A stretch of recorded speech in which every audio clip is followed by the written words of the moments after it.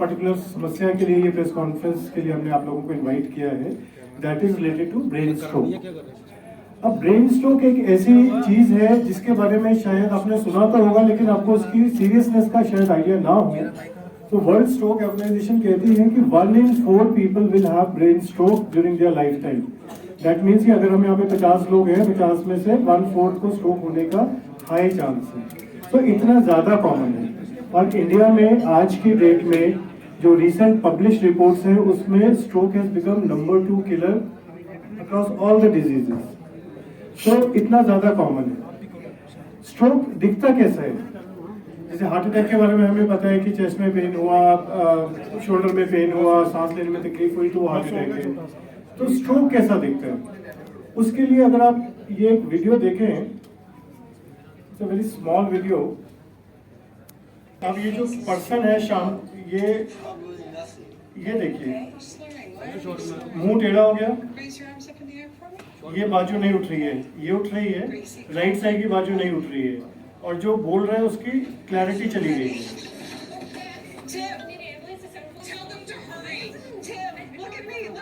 देखिए, ये बहुत ही स्पेसिफिक साइंस है स्ट्रोक के।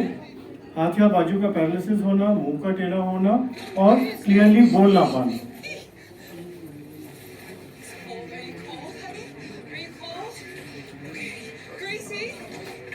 जनरली स्ट्रोक का पेशेंट इतना कुछ होने के बावजूद भी अनकॉन्शियस नहीं होता। एक छोटा सा इंफॉर्मेशन था सिर्फ ये दिखाने के लिए कि स्ट्रोक दिखता कैसा है। सो अगर इसको हम समराइज करना चाहें तो एक इंग्लिश का शब्द है जिसको हम बोलते हैं फास्ट, FAST। F से फेस, अगर हमारा जो ये एंगल ऑफ माउथ है, ये कॉर्नर जो है, ये अगर स्माइल करते हुए टेढ़ा हो जाए, सो फेस अगर टेढ़ा हो जाए वो स्ट्रोक का लक्षण है। A से आर्म, बाजू या टांग जो है, लेग्स है हमारी, चलते चलते सडनली उनमें पावर 0 हो जाए।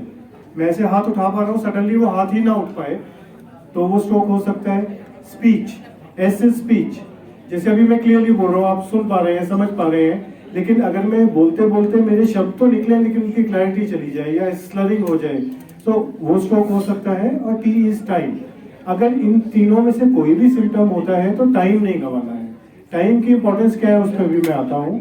तो याद रखने वाली बात या अपने लिसनर्स को बताने वाली बात है कि स्ट्रोक पहचानने का सबसे इजी तरीका है लर्न फास्ट। और अगर इसकी हिंदी में हम अनुवाद करें तो बचाव, ब से बाजू, च से चेहरा, आ से आवाज, व से वक्त, वक्त नहीं गंवाना।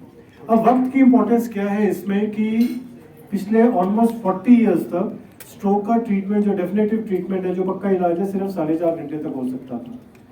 4.5 घंटे के बाद जो भी पेशेंट हॉस्पिटल पहुंचते थे उनका इलाज तो होता था लेकिन उसको रिवर्स नहीं कर सकते थे। जो भी पैरालिसिस हो गया तो हो गया, life long patient bed bound हो गया या व्हील चेयर बाउंड हो गया, उसको चेंज नहीं कर सकते।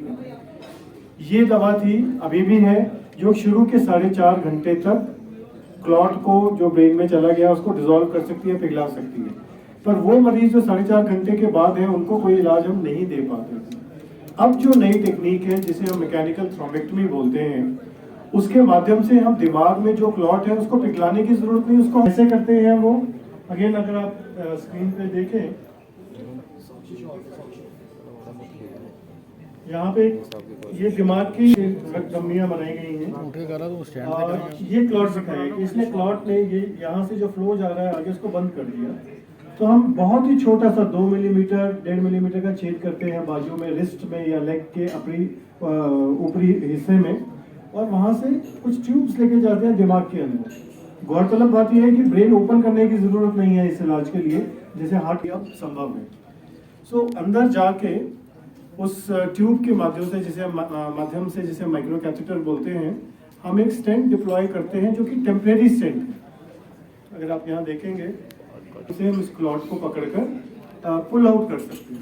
और अगर आप समझ रहे हैं कि ये इसको पिघलाए बगैर अगर हम इसको पकड़ के खींच के बाहर निकाल दें तो स्ट्रोक उसी टाइम ऑन टेबल खत्म हो जाता है।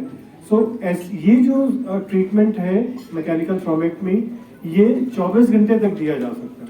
अब मैं जम्मू में आके बात कर रहा हूँ, आप कहेंगे कि ये तो यहाँ है ही नहीं, तो उसका फायदा क्या है? तो फायदा इसका यूजफुल ये है कि इसके लिए 4.5 घंटे की विंडो नहीं है, वो जो टाइम पीरियड है 24 आवर्स है। सो गॉड फॉरबिड अगर ऐसा कुछ पेशेंट है जिसको ये प्रॉब्लम है, still they can go to a higher centre. जहाँ पे मैकेनिकल थ्रोम्बेक्टमी अवेलेबल है। जस्ट एक पेशेंट दिखाऊंगा। ये पेशेंट की कुछ इमेजेस हैं, जैसे इस तरफ ज़्यादा नसें हैं तो यहाँ पे ब्लॉकेज है और इस तरह से हम ये क्लॉट निकलते हैं। ये वो स्टेंट है जिसमें क्लॉट ऐसे ट्रैप निकालते हैं। ये एक यंग लड़का था, इसको जब हमने ट्रीट किया जब ये आया था ये पैरालाइज था और आज की डेट में बात कर सकता है। मैं फॉरवर्ड करके जस्ट दिखा रहा हूँ कि डेफिसिट जीरो है, बात कर सकता है, जॉब पे जा सकते हैं, तो जीरो डेफिसिट। बट सारे पेशेंट इतने लकी नहीं होते, कभी कभी क्लॉट निकालने के बाद कुछ प्रॉब्लम रह भी जाती हैं। बट इम्पॉर्टेंट बात है कि ये ट्रीटमेंट आप 24 आवर्स तक हम कर सकते हैं। जो ये ट्रीटमेंट है उसके लिए मिलेगी कहाँ ये ट्रीटमेंट, बिकॉज ऐसा तो नहीं है कि अगर आप हर हॉस्पिटल में जाएंगे तो इसके एक्सपर्ट्स अवेलेबल होंगे। सो इसके लिए गवर्नमेंट ऑफ इंडिया ने भी और कुछ इंडिपेंडेंट एजेंसी ने भी स्ट्रोक की एक्रेडिटेशन स्टार्ट की है। जैसे NABH होते हैं हॉस्पिटल, ऐसे स्ट्रोक रेडी हॉस्पिटल्स भी धीरे धीरे कॉन्सेप्ट इंडिया में अब आना लगा है, बाहर पहले से ही। सो फोर्टिस हॉस्पिटल एक ऐसा स्ट्रोक रेडी हॉस्पिटल है। अब